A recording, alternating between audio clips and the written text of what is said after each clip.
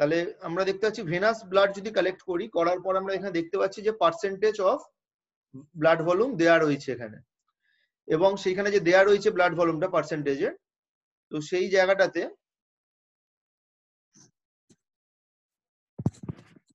দেখতে পাচ্ছিস তো, এখানে দেখ প্লাজমা দেয়া রয়েছে 55%, তারপর এখানে হচ্ছে ফর্মড এলিমেন্টস আছে যেটাকে বলে 45%। ফর্মড এলিমেন্টস মানে কি, যে এলিমেন্ট গুলো ব্লাড, যেটা আমরা যদি একটা রক্তকে নিয়ে যদি কোনো টেস্ট টিউবে আমরা জাস্ট রেখে দিই ব্লাডটাকে, তাহলে সেখান থেকে কিন্তু নর্মালি কিছু সময় পর সেগুলো সব থিতিয়ে পড়বে এবং লাল পোর্শনটা আমরা দেখতে পাবো তলাতে চলে এসেছে। আর মেনলি এটাকে আমরা সেন্ট্রিফিউজ করতে হবে। সেন্ট্রিফিউজ করলে কিন্তু আমরা যে ভারী অংশ, যেগুলো খুব বেশি ভারী, যাদের ওয়েট রয়েছে, সেই জিনিসগুলো কি হয় তলার দিকে চলে আসে এবং তার উপরেতে প্লাজমা থাকে। এর মাঝে একটা জিনিস দেখা যায় যাকে বলা হয় বাফি কোট। এই জায়গাটা দেখ লিখেছে কি বাফি কোট। বাফি কোট কথাটা দেখতে পাচ্ছিস? তোরা যারা মোবাইলে দেখছিস তারা মোবাইলটাকে আমার দিকে দেখা, এইভাবে ধর, মোবাইলটাকে এইভাবে ধর, এইভাবে ধরলে কিন্তু পুরো জিনিসটা দেখতে পাবি না, ঠিক আছে? মোবাইলটাকে এইভাবে ধর, তাহলে জিনিসটা বড় হয়ে দেখা যাবে। দেখতে পাচ্ছিস? Very good. আর স্ক্রিনশট নিতে থাকবি, এগুলোর স্ক্রিনশট নিতে থাকবি, ঠিক আছে? আমি বারবার বলবো না, প্রত্যেকে স্ক্রিনশট নিজের মতো নিতে থাকবি। তো বাফি কোটের মধ্যে দেখ এখানে আমরা দেখতে পাচ্ছি ফার্স্ট হচ্ছে দেখ ফর্মড এলিমেন্টস এর মধ্যে কি থাকছে, আরবিসি।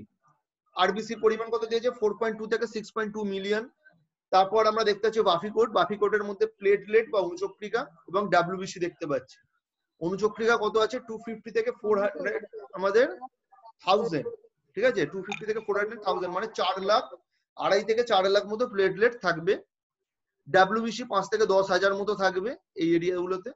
এবং সেটা কি নাম্বার পার কিউবিক মিলিমিটার, এটা যেন মনে থাকে। যদি কোনোদিন কোনো পরীক্ষায় জিজ্ঞেস করা হয় তোদের প্র্যাকটিক্যাল ভাইভাতে যে যে সংখ্যাটা বলছে সেটা কতর মধ্যে আছে, তাহলে কিন্তু কতটা অলওয়েজ মেনশন করতে হবে যে নাম্বার পার কিউবিক মিলিমিটার, মানে 1 মিলিমিটারের একটা ঘনত্বর মানে জায়গাতে, মিলিমিটার কিউব একটা ঘনত্বর জায়গাতে আমরা একটা মানে এরিয়া একটা ভলিউম দেখে নিচ্ছি 1 কিউবিক মিলিমিটারে, সেই ভলিউমের মধ্যে এত পরিমাণ প্লেটলেট, এত পরিমাণ আরবিসি, এত পরিমাণ ডাব্লিউবিসি থাকবে। এটা কিন্তু গোটা বডির পরিমাণ নয়, একটা পার্টিকুলার এরিয়ার পরিমাণ, ঠিক আছে? এবার হচ্ছে প্লাজমা। প্লাজমার মধ্যে কি রয়েছে, প্লাজমার মধ্যে রয়েছে আদার সলিউট পার্ট, যেটাকে 2%। সলিউটের মধ্যে দেখ আমরা ভাগ করেছি আয়নে, nutrients, waste products. Waste product মানে যেগুলো হচ্ছে আমাদের বডি থেকে বেরিয়ে যায়, ধর যেটা হচ্ছে ক্রিয়েটিনিন, ইউরিয়া, ঠিক আছে, যেগুলো আমাদের বডি থেকে আস্তে আস্তে অপসারিত হয় যত খাওয়া দাওয়ার পর আমাদের, সেগুলো যখন বেরিয়ে চলে যাচ্ছে। গ্যাসেস, বিভিন্ন রকম গ্যাস আমাদের বডিতে থাকছে, সেই গ্যাসগুলো যেমন এনও হচ্ছে আমাদের একটা পাওয়া যায়, বা অ্যামোনিয়া গ্যাস অনেক সময় বডিতে অনেক সময় তৈরি হতে পারে, সেগুলো। এবং রেগুলেটরি সাবস্টেন্সেস, ঠিক আছে, কার্বন ডাই অক্সাইড একটা বড় আমাদের ইম্পর্টেন্ট গ্যাস যেটা রেসপিরেটরি সিস্টেম থেকে বেরিয়ে। এবং রেগুলেটরি সাবস্টেন্সেস, কিছু সাবস্টেন্স থাকে যারা রেগুলেট করে গোটা বডিকে, কিছু হরমোনের মানে প্রোডাক্ট থাকে, কিছু ধর মেডিসিন খাচ্ছি আমরা, সেইগুলো সব কিন্তু আদার সলিউটস এর মধ্যে পড়বে। এবার হচ্ছে ওয়াটার, বাকি পোর্শন 91% হচ্ছে ওয়াটার। তুই যদি জল না খাস তাহলে কিন্তু তোর এই পরিমাণটা পুরো কমে যাবে এবং কনসেন্ট্রেশন বাড়বে। এবং হচ্ছে প্রোটিন কি, প্রোটিনের মধ্যে অ্যালবুমিন, গ্লোবিউলিন এবং ফাইব্রিনোজেন, ঠিক আছে? অ্যালবুমিন থাকে কত 58%, গ্লোবিউলিন থাকে 38% এবং ফাইব্রিনোজেন থাকে 4%। এছাড়াও আদার্স আমরা প্রোটিন দেখতে পাই। এই প্রোটিন গুলোকে একসাথেই বলা হয় প্লাজমা প্রোটিন। আমরা যে প্রোটিনটা দেখতে পাচ্ছি এটা হচ্ছে প্লাজমা প্রোটিন। এবং এগুলো কিন্তু পার্সেন্টেজে দেখানো হয়েছে, যে মানে কোনো পরিমাণ যদি আমরা 100 ml প্লাজমাকে কনসিডার করি, 100 ml এর মধ্যে এত পার্সেন্ট করে এই জিনিস থাকবে, ঠিক আছে? এগুলো টোটালটা হচ্ছে পার্সেন্টেজের উপর বেস করে, মানে 7% প্রোটিন থাকবে, 91% ওয়াটার থাকবে, 2% সলিউট থাকবে। এখন এই 7% প্রোটিনটাকে আবার আমরা 100% হিসেবে যদি ধরি, তার মধ্যে তাহলে এত পার্সেন্ট করে অ্যালবুমিন, গ্লোবিউলিন এবং ফাইব্রিনোজেন থাকবে। অ্যালবুমিন আমরা পাই, এটা হচ্ছে মেজর প্রোটিন আমাদের বডির। গ্লোবিউলিন হচ্ছে যাবতীয় তোর ইমিউনিটিতে হেল্প করে। ধর তোরা এখন এই করোনা ভাইরাস থেকে বাঁচার জন্য দেখবি, কালকে খবরে দেখাচ্ছিল দেখলাম যে বিভিন্ন সব লোকজনেরা এখন ভিটামিন খাচ্ছে। তো ভিটামিন যে তুই খাচ্ছিস, সেই ভিটামিনটা তোর খাবার পরিমাণের উপর কিন্তু তোর ইমিউনিটি ডিপেন্ড করবে না। তোর দেখতে হবে তুই প্রোটিন কতটা ইনটেক করছিস। যদি প্রোটিন ইনটেক কমে যায়, মানে যারা ডায়াবেটিক পেশেন্ট, বলছে না বারবার, দেখবি ডায়াবেটিক যারা পেশেন্ট, যারা কিডনির সমস্যা আছে, সেই হাইপার টেনশন, তাদের ক্ষেত্রে বলছে করোনা ভাইরাস ইনফেকশন হওয়ার সম্ভাবনা সব থেকে বেশি, এবং তারাই কিন্তু তাড়াতাড়ি মারা যেতেও পারে। এটা বারবার খবরে বলছে, প্রত্যেকে শুনেছিস নিশ্চয়ই, তাই তো? তো তার কারণ হচ্ছে ডায়াবেটিক পেশেন্টদের ক্ষেত্রে, বা যাবতীয় ধর আমাদের অন্যান্য কিডনির পেশেন্ট যাদের খারাপ আছে, ক্রনিক কিডনি ডিজিজ, তাদের ক্ষেত্রে অ্যালবুমিন, গ্লোবিউলিনের পরিমাণ কম থাকে। দেখবি তোরা যে ডায়াবেটিস পেশেন্টদের কি করে, বাড়িতে বাড়িতে দেখবি অনেকেই খায় ছানা খায়, দোকানে সন্ধে হয় বিকাল হয় দোকানে ছানার দোকানে লাইন দেয়, মিষ্টির দোকানে গিয়ে। বলে ছানা দিন, গিয়ে 50-100 ছানা নিয়ে গিয়ে খাইয়ে দিল সুগারের পেশেন্টকে, ঠিক আছে, ছানা খাওয়ায় তো ওই ছানা যেটা খাওয়ায় সেটার কারণ হচ্ছে কি আমাদের এই অ্যালবুমিন গ্লোবিউলিনের পরিমাণটা বাড়বে বলে।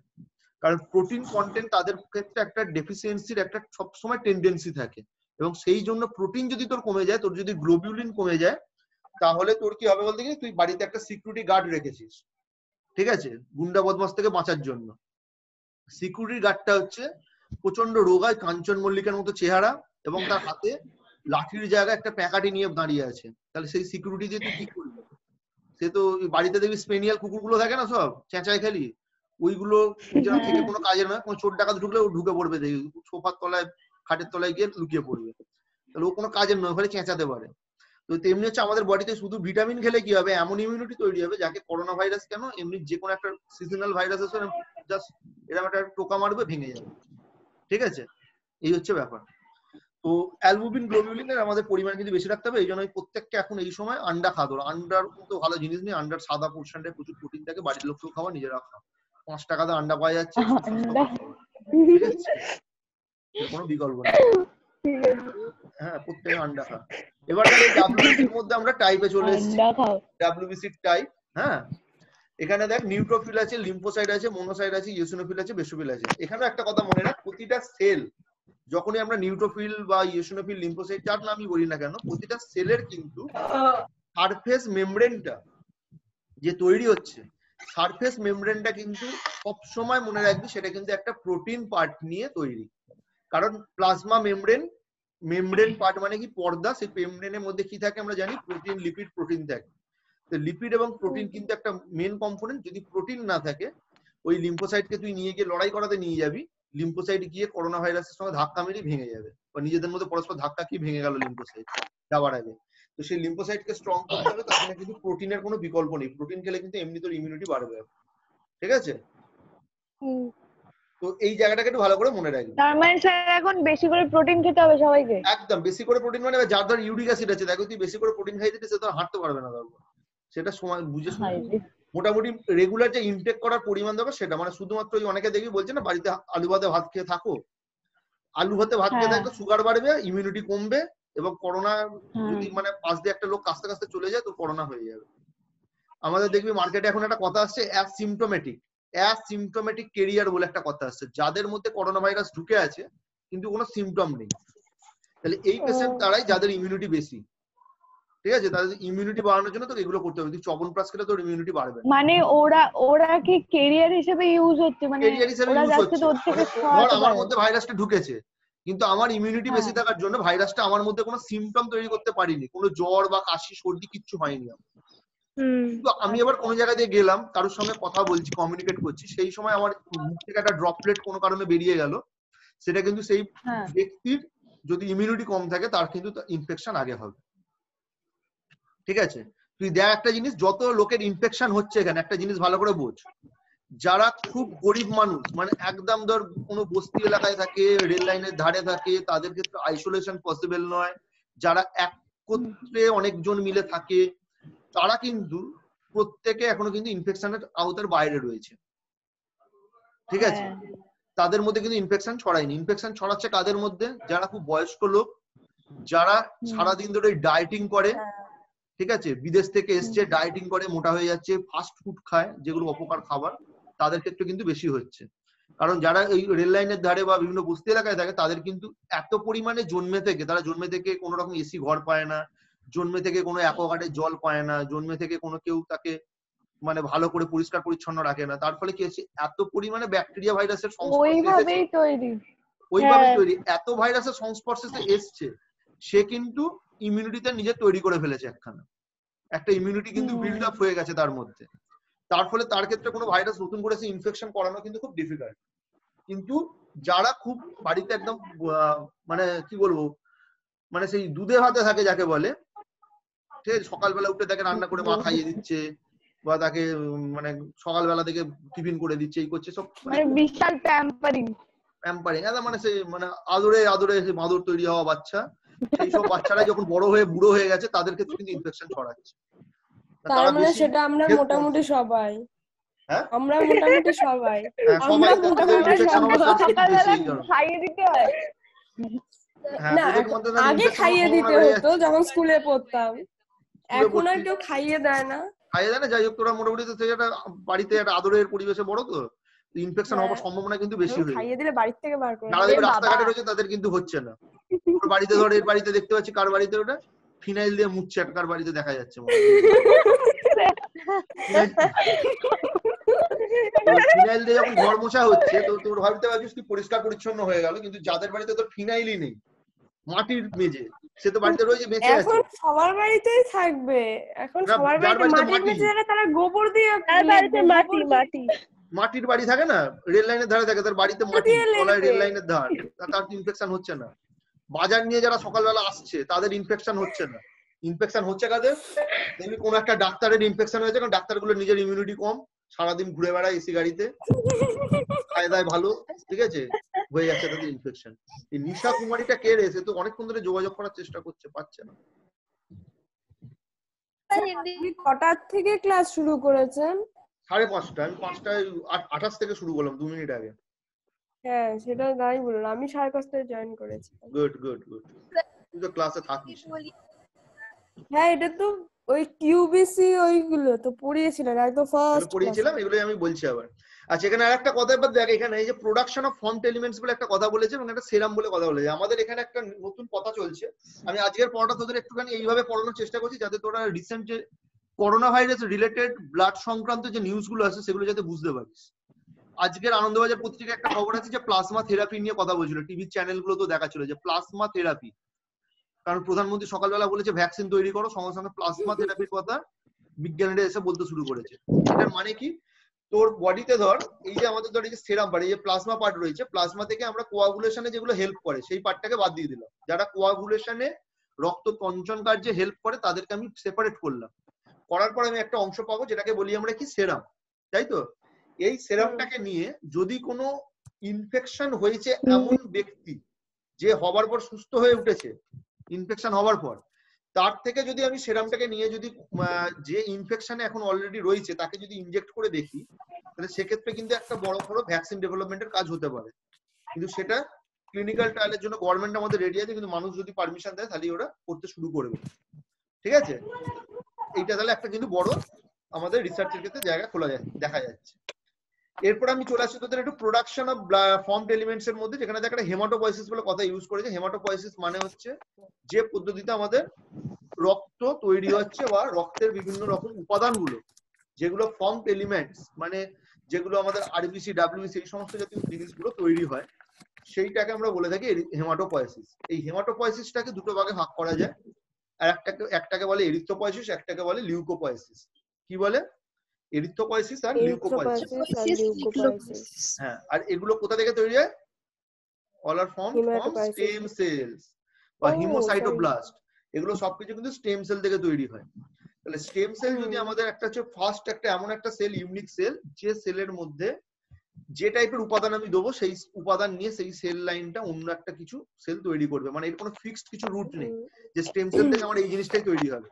স্টেম সেলকে আমি যেই টাইপের ট্রেনিং দেবো, যে টাইপের উপাদান তাকে দেবো, সেই টাইপের রান্না তৈরি করে দেবে, ঠিক আছে? তুই ধর এখন বাড়িতে তোরা গেলি, তোরা এখন বাড়িতে বাড়ির খাবার খাচ্ছিস, তোরা বাড়িতে চিকেন নিয়ে এলি, সাপোজ, ভালো করে বুঝ, চিকেন নিয়ে এলি, চিকেন নিয়ে এসে তোর মাকে দিলি, ধর তোদের মাকে দিলি, বললি যে এই চিকেনটা নিয়ে আমাকে একটুখানি তুমি বানিয়ে দাও, কি বলে ওটাকে, দাঁড়া, বাটার চিকেন মশলা বানিয়ে দাও, ঠিক আছে? তোর বাড়িতে বাটার চিকেন মশলা খায় না, তোর মা কি করবে, চিকেন আলু দিয়ে ঝোল বানিয়ে খাইয়ে দেবে, বলবে এই ধোল খাবার হলে খা, উপরে বাটার একটুখানি দিয়ে দিচ্ছি, বাটার দিয়ে মিশে খেয়ে নে, বাটার চিকেন মশলা হয়ে গেল, তাই তো? কিন্তু তুই আবার ওটাই যদি আবার কোনো রেস্টুরেন্টে যাস চিকেন নিয়ে বলিস, তোকে বাটার চিকেন মশলা বানিয়ে খাওয়াবে তো, ঠিক আছে? তার মানে স্টেম সেল হচ্ছে এই টাইপের। আমি রান্নার আপনি কি খুব খাদ্য রসিক স্যার? হ্যাঁ বাবা, সব মানে সব জায়গায় খাবার দিয়ে তোদের আপনি এক্সাম্পল বাড়িতে কি একা থাকেন স্যার?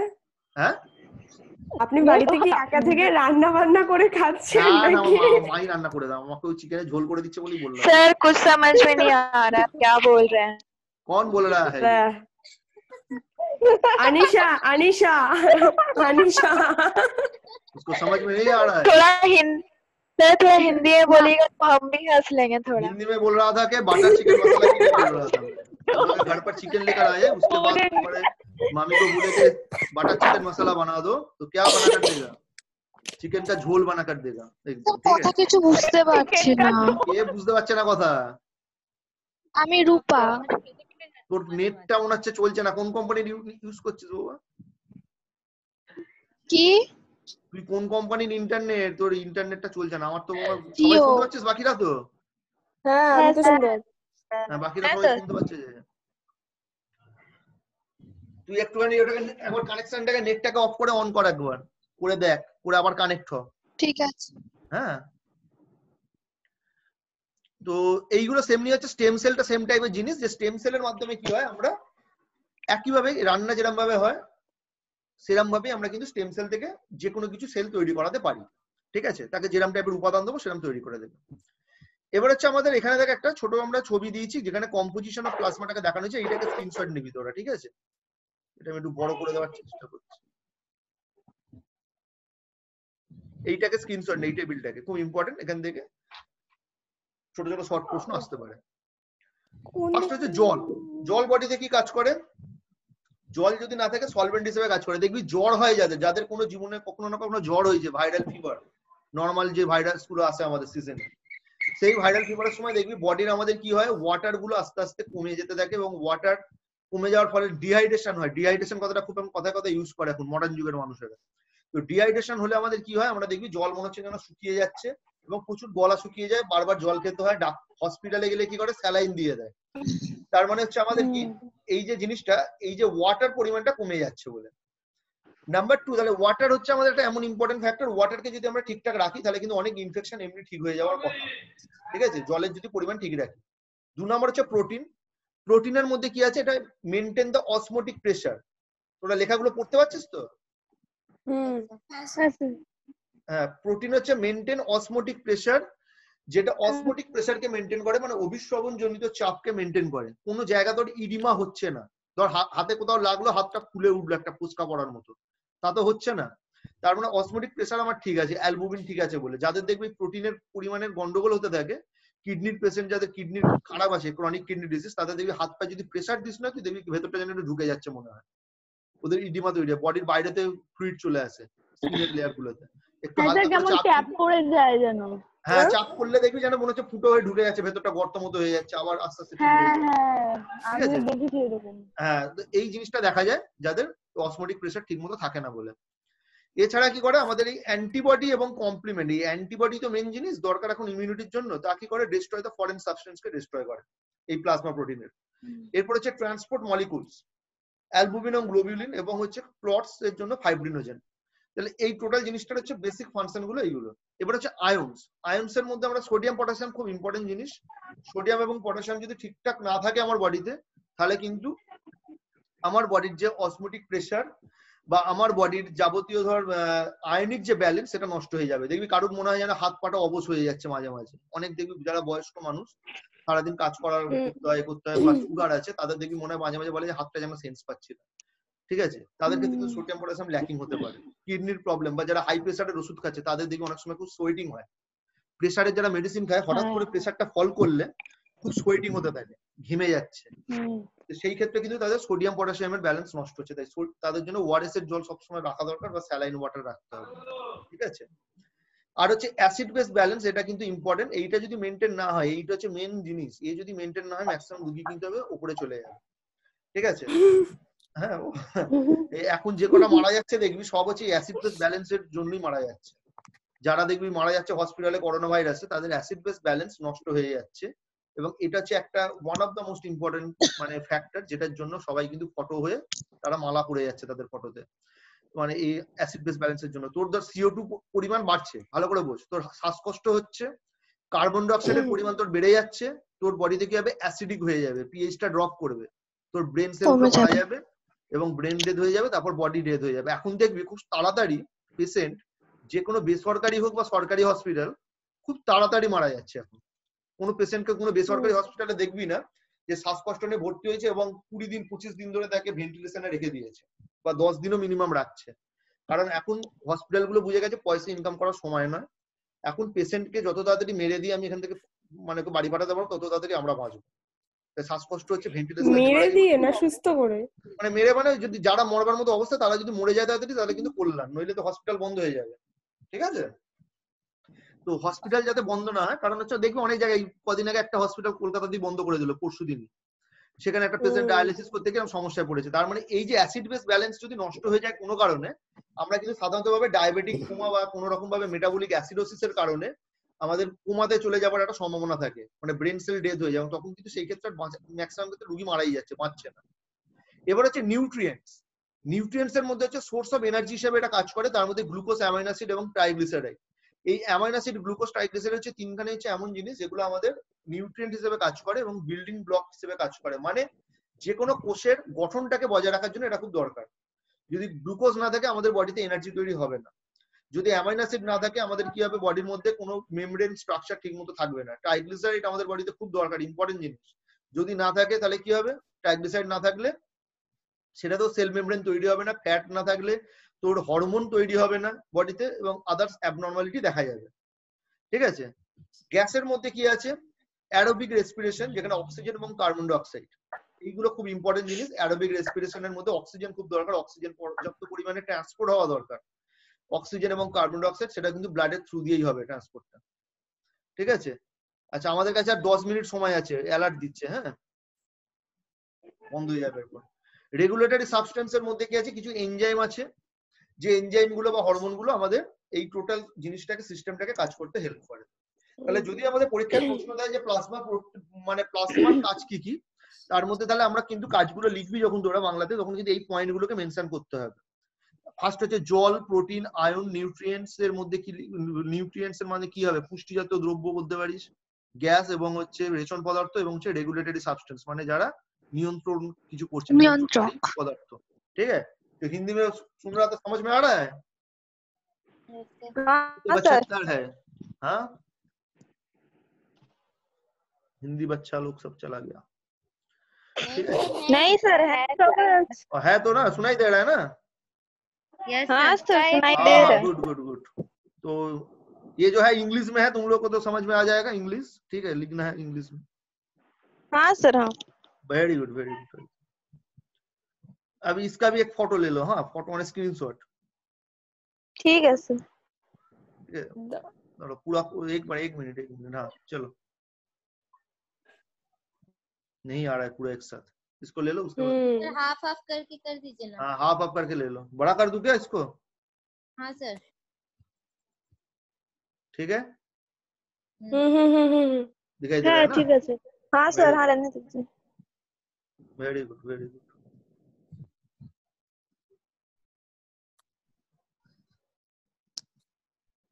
सर हो गया, आगे बढ़ाइए। हो गया, नीचेটা দিচ্ছে এবার দেখো, ये কাট लो।